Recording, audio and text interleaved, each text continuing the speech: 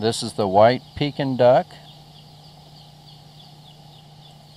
I guess today you might know it as the AFLAC duck on the commercials.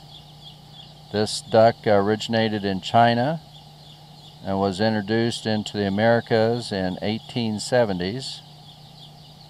It's a very hardy duck, fast-growing duck, great for pets and meat. Is admitted into the American Standard of Perfection in 1874.